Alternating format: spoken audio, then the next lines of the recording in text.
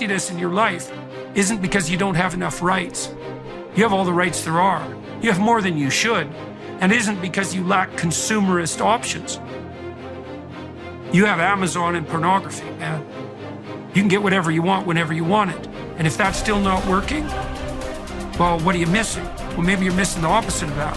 A little bit of restraint, a little bit of sacrifice, some responsibility. Man, stop bullshit.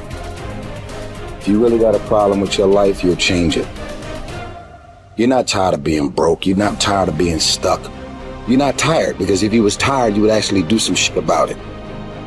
I'm tired of everybody running around complaining as if you're on the receiving end of whatever this world wants to dump on you and you don't have a choice. It's time to grow up, man. Excuses sound best to the person that's making them up. Anybody who is determined to do something, who wants something to be different, it will eventually be different. Everything around you is going to change as soon as you change the things around you. Change your mind, and everything about your bank account, your surroundings, your environment will all change. If you're creative enough, can you find the answer? Yes or no? If you're determined enough, can you find the breakthrough? Yes or no? Creativity, decisiveness, passion. These are the ultimate human resources. And when you engage these resources, you can get any other resource on earth. Stop telling yourself the story because you don't have the money, you don't have the time. That's bullshit. It's because you haven't committed yourself where you would burn your fucking votes. If you want to take the fucking island, burn your fucking votes, and you will take the island, because people, when they're going to either die or succeed, tend to succeed. But most of us give ourselves a way out, and that's why we don't have what we want. Put yourself in a position where you can't retreat, where it's do or die, sink or swim. Here's what you'll find out. You'll develop incredible swimming skills. You'll find yourself stroking unlike you've ever seen before. Through the inspiration of desperation, you'll become more creative than ever before. Throw your whole self into it.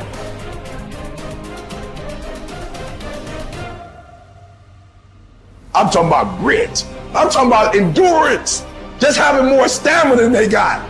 In order to get to the next level, you gotta sacrifice. You gotta take risks. You gotta be willing to do by faith whatever you're asked to do. Listen to me, there are no shortcuts to success. There are no discounts to success. It's always sweat. It's always blood. It's always tears. You always have to give all to be the best. Yes, it's hard, but I ask for it, and I'll do whatever it takes to maintain it. It is not easy, but I'm not about to quit. I'm not about to give up.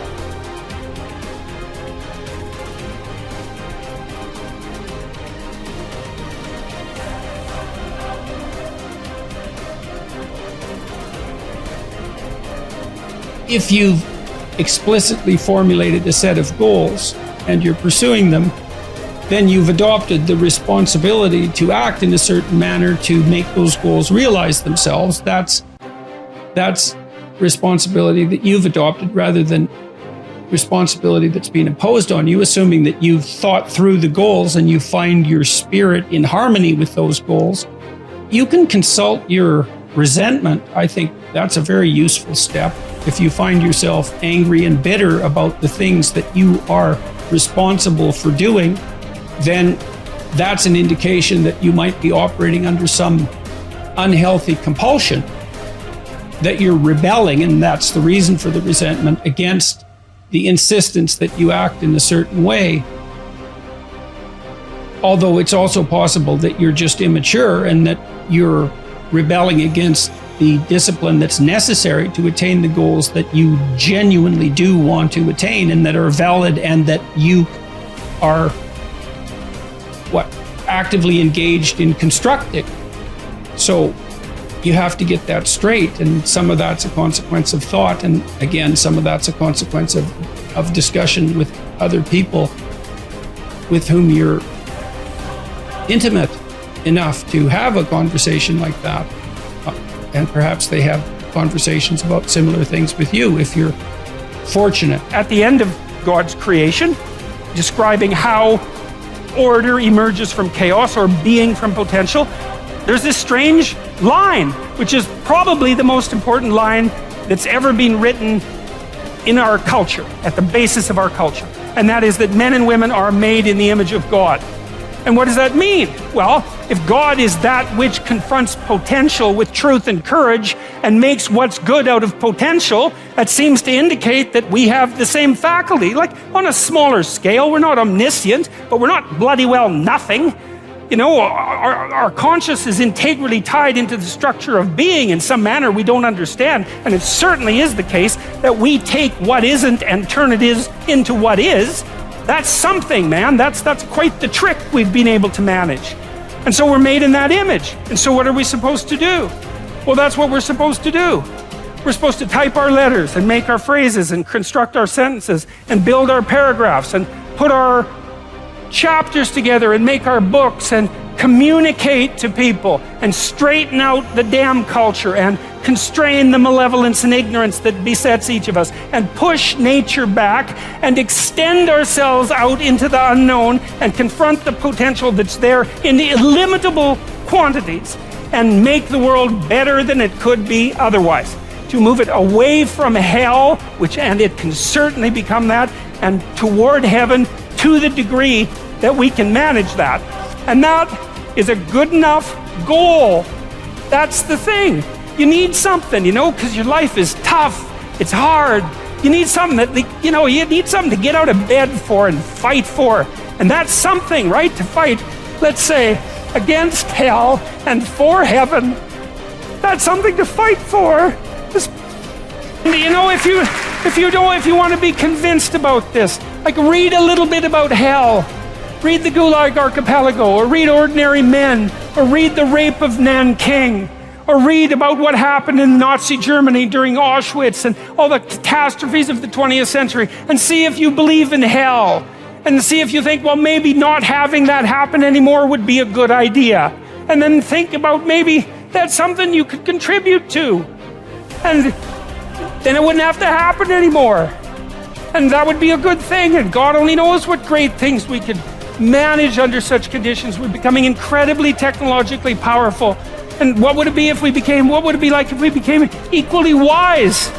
Well, that would really be something. God only knows what we could manage in the next 20 years or the next 100 years, you know? We're running at 40%, most of us, you know, because we're half in and half out. And it's not surprising, because life is difficult. It's like, well, what if you were 90% in, or 95% in, or all in? Because you're all in anyways, right? It's a life and death game. No one gets out of this. Everyone dies. You might as well commit yourself.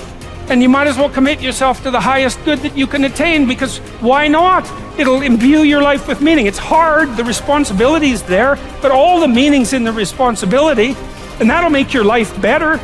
It'll make your family's life better. And it should make your culture better. Maybe it make the world better. It's like, that'll justify your damn miserable existence at 3 o'clock in the morning when you're wondering what the hell you're doing here. And that's a good thing, because there's going to be days when you're aching and tired and sore, and there's people in your family that are sick, and you're cynical and bitter, and you need a reason to get up, and you think, yeah, well, a little more heaven and a little less hell, maybe I can pull that off today and tomorrow and next week. And that's worth struggling forward for. A man who becomes conscious of the responsibility he bears toward a human being who affectionately waits for him, or to an unfinished work, will never be able to throw away his life. He knows the why for his existence and will be able to bear almost any how. By declaring that man is responsible and must actualize the potential meaning of his life.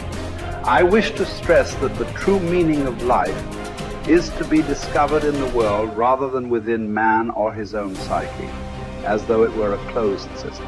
I have found this constitutive characteristic the self-transcendence of human existence. It denotes the fact that being human always points and is directed to something or someone other than oneself, be it a meaning to fulfill or another human being to encounter. The more one forgets himself, by giving himself to a cause to serve or another person to love, the more human he is and the more he actualizes himself. What is called self-actualization is not an attainable aim at all, for the simple reason that the more one would strive for it, the more he would miss it. In other words, self-actualization is possible only as a side effect of self-transcendence.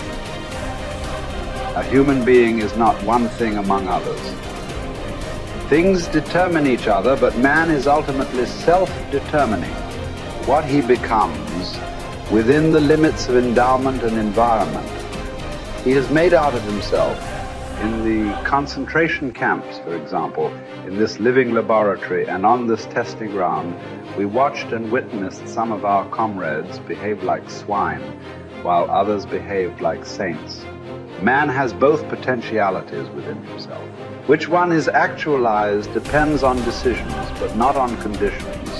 What is demanded of man is not, as some existential philosophers teach, to endure the meaninglessness of life, but rather to bear his incapacity to grasp its unconditional meaningfulness in rational terms.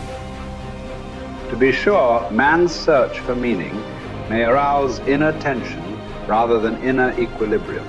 However, precisely such tension is an indispensable prerequisite of mental health. There is nothing in the world, I venture to say, that would so effectively help one to survive even the worst conditions as the knowledge that there is a meaning in one's life. There is much wisdom in the words of Nietzsche. He who has a why to live for can bear almost any harm. What was really needed was a fundamental change in our attitude toward life. We had to learn ourselves, and furthermore, we had to teach the despairing men that it did not really matter what we expected from life, but rather what life expected from us. We needed to stop asking about the meaning of life, and instead to think of ourselves as those who were being questioned by life daily and hourly. Our answer must consist not in talk and meditation, but in right action and in right conduct. Life ultimately means taking the responsibility to find the right answer to its problems and to fulfill the tasks which it constantly sets for each individual.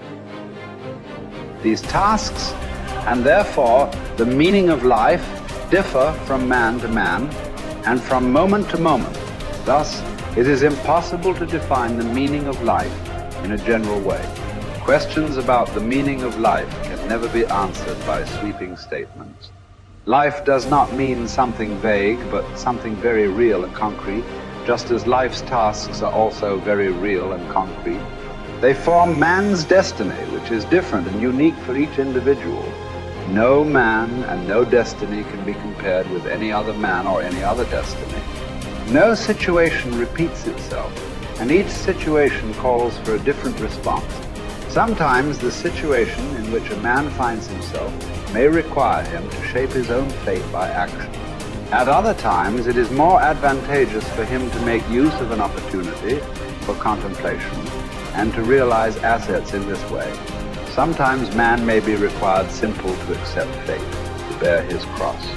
Every situation is distinguished by its uniqueness, and there is always only one right answer to the problem posed by the situation at hand. When a man finds that it is his destiny to suffer, he will have to accept his suffering as his task, his single and unique task. He will have to acknowledge the fact that even in suffering, he is unique and alone in the universe. No one can relieve him of his suffering or suffer in his place. His unique opportunity lies in the way in which he bears his burden.